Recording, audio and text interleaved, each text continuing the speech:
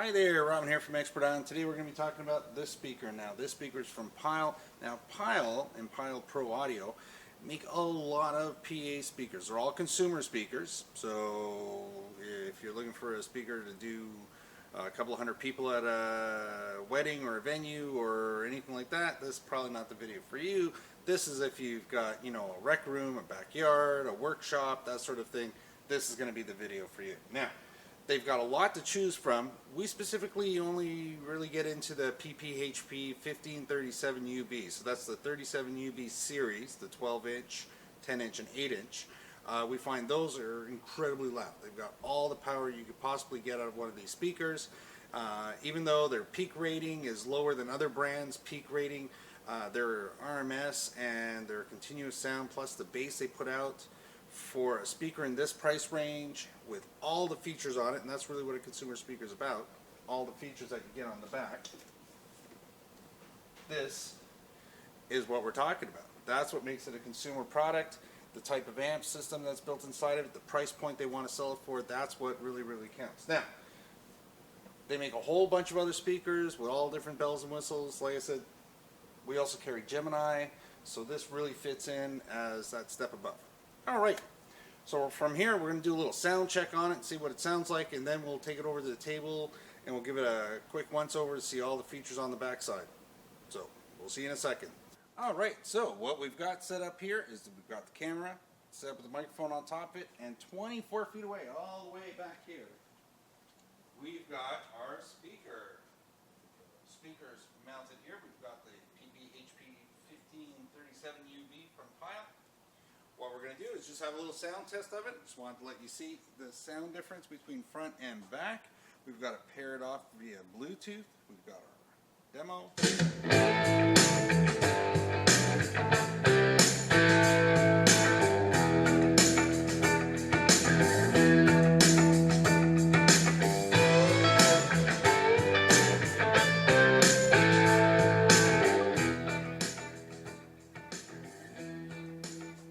There we go. Just wanted to give you a little sound test. We're going to crank it up one more time just for a few more seconds. See how that goes.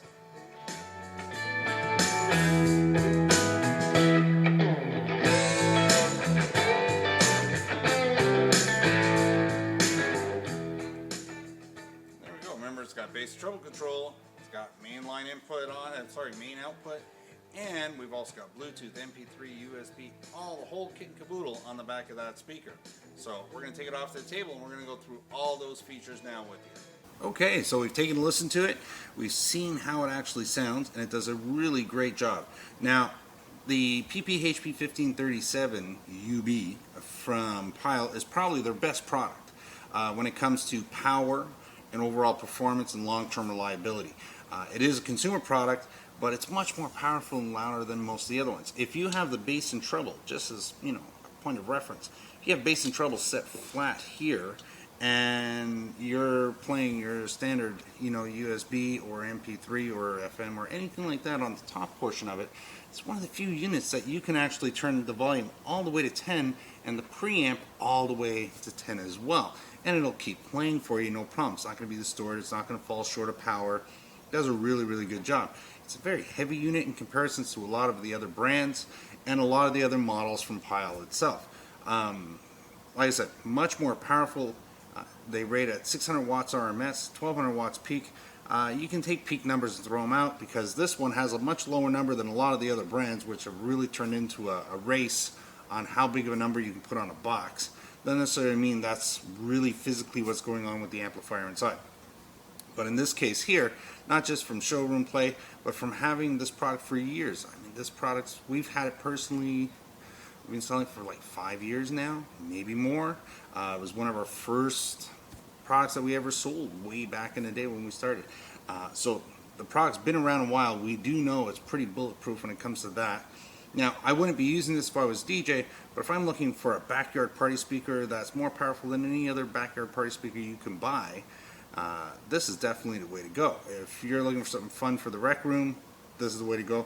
If you've got any type of warehouse or workshop or a garage, anything like that where you just want to have, you know, music playing in the background and you want to have it loud for the workers or for yourself, this is the way to go. Now, all that being said, what do you actually get with it? Well, on a consumer product, unlike a commercial product, you don't need anything else to make this thing work. You don't need to buy a mixer. You don't need to buy anything, even special cables. Basically, stuff you probably already have is going to work on this unit. Now, to keep it as easy as possible, it has Bluetooth on it and FM radio, so you'll be able to do that with no problem. That's all located right up at the top here. Now, they also have a built-in MP3 player, so if you have a crazy playlist on a USB stick or on an SD card, just throw it on in there and let it go. It also comes with a little credit card remote control. That is for the actual digital display up on top and all the push button features with it as well. That remote is operated from the front of the speaker, not the back, but the front of the speaker. So this way it allows you to pause, play that, do that kind of thing. Now, when we look down the side, we've got one row of knobs. Now, on the top, there's a 3.5 input that shares with the actual top display. So that one gain control, and we're going to call them gain controls because we're going to find that there's master volume down below, allows me to adjust the overall volume for that unit. And that includes the 3.5 and the digital display. So that's your Bluetooth, your MP3, your FM radio. Now, just below that, we've got two more plugs. We've got a 3-pin XLR, and we've got a 1/4 inch. Now, this allows me to plug in any microphone that's dynamic, not a condenser style microphone. So any dynamic microphone, which is the majority of microphones, by the way, out there that you've probably come across, and that's going to plug into there, and then I have a mic level control. From that, we've got another knob, and we've got two more sets of inputs, which is the RCA, and again, the 3-pin XLR. Now, this XLR can't be used for microphone. It's for plugging in if you have a controller, if you have something like a mixer, and you want to plug it into here, that's the way to do it. At the very bottom, we've got two more plugs. Now, these plugs don't have a knob related to it. These are the output. They're mixed outputs. You get a 1/4 inch and you get a 3-pin XLR output. So if you want to plug a second speaker into it or have this plug into some other piece of equipment, you can do that. You can plug into here out of this one, which would then line up with the in on the second one. So if you had two, you come out of the first one into the second one, right where the line input is just above it. Now, again with the knobs, first knob was that line input, the MP3 and the 3.5 jack up on top. The next one was for our microphone. The one below that is for our line input, and this allows us to adjust the volume separately for all of them. Then we have the master volume, which this knob is related directly to the amplet that's on here and the speaker in the front. So I can turn this up and down, no problem. Then we have a bass and treble control, so we can adjust the highs and lows. Now, getting to, again, having a second speaker. On the second speaker, you just set the bass and treble to flat, and you basically decide your line input's going to be as loud as you want it to be, and then you adjust the master volume to whatever bounces off of the first speaker. Now remember, the sound that's going to come out of the output is going to be the combination of the three top knobs, not the master volume. Okay, so this allows you to have the left speaker and the right speaker to be at its own volume level. So again, master volume only references the speaker you're dealing with. The line inputs on top reference what the master volume is going to get for this speaker, but it's also going to reference what the master volume is going to get on the second speaker. So just remember, on the second speaker, you just need to turn up the line input all the way and then adjust the master volume accordingly on that second speaker. Bass and treble stays flat because bass and treble gets fed out of the line input as well. So this way, any adjustments you do on the first speaker will automatically happen on the second speaker. And that's how you hook up two speakers. Now, on the bottom, we do have a pole mount, and we do have a nut to tighten up against the pole.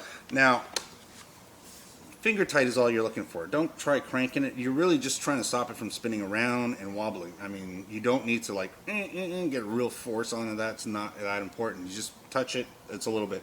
They do put wheels on it. There is no pull-out handle, but there is 3 handles located all the way around the side. So if you are going to carry it from one of the sides. This way you're not, all hunched over trying to pick this thing up. It can be used as a monitor wedge. So if I took it and laid it on its side, the handles have divots in it, and that allows me to tilt it back just like that. Now I can use it on the floor. So if I plan on using this with a mixer, and maybe I want to use it for karaoke, I want to use it in the rec room, you add all that together, you want to have it sitting on the floor on the side to cut down on feedback. So that's really important. If you do plan on using it for karaoke, there is no echo or reverb on the back of it. You do want to hook it up to a mixer, and that mixer would then get plugged into the line input on the back. So if we took a mixer like so this way we can have more mic inputs on it, and then we have line out, and we have our echo and reverb options here, so we can plug that in. We're going to want to plug our mics into here. Then we're going to want to take an XLR cable, or sorry, no, my apologies. This particular mixer is a 1/4 inch. Your mixer may be different. You're going to want to go from here, 1/4 inch, into the back of this. Now I can do it one of two ways. I can use RCA adapter and use some RCA plugs here, which I will get.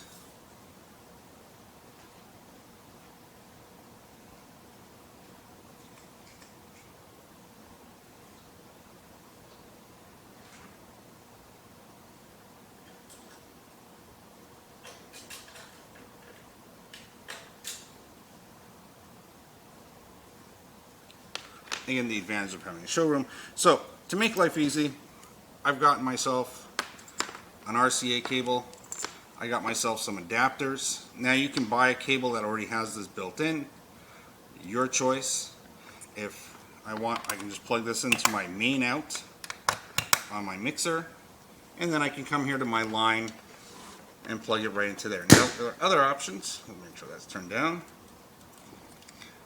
I can also have used a 1/4 inch to XLR cable. I could have done that if I wanted to. Pretty open to how you get it, but you want it, the important thing is you want to plug it into the line input on the back of the speaker. So there we go. That's how we're plugging a mixer into it if we want to get that far. So again, as a speaker goes, if you're looking for the loudest all-in-one speaker that you can probably buy for a reasonable price, this is definitely going to be it. There's a lot of other speakers that have a lot higher peak power ratings to it. This is the loudest one. So if you're looking for just party speaker, loud, maybe you want to use a mixer, maybe you don't. You want to use it all on its own. Remember, there's no battery in here. That's the advantage of straight AC. We can put as much power as we need into it. This is definitely the way to go if you're looking for an all-in-one. Anyways, it's not a commercial speaker, so I don't recommend it for DJs.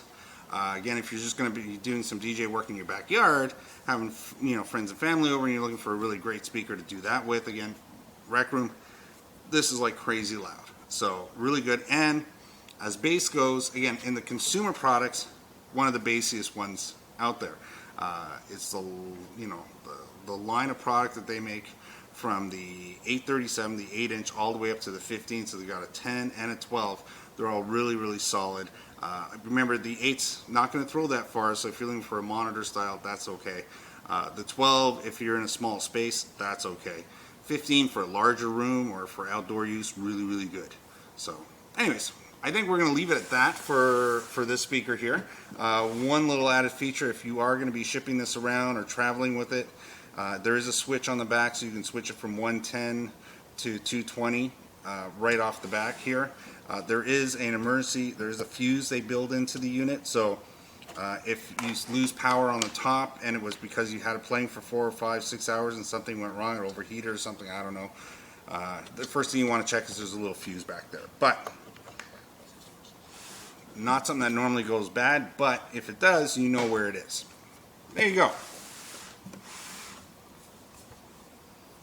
I think we're all done for today. We'll see you next time. Thanks. Bye now. Well, I hope that video was helpful for you. If you're looking for more information about this video or any other videos, have a look down below at the content. We'll always have links for where you can get the product, where you can find more information about the product, and if you have any questions or concerns, leave them down below. If you got any comments, please put them in the comment section. That's always good as well. If you're looking for other videos to look for, just go to our channel, Expert Island, and you'll find a whole bunch more details there for you. And don't forget to subscribe.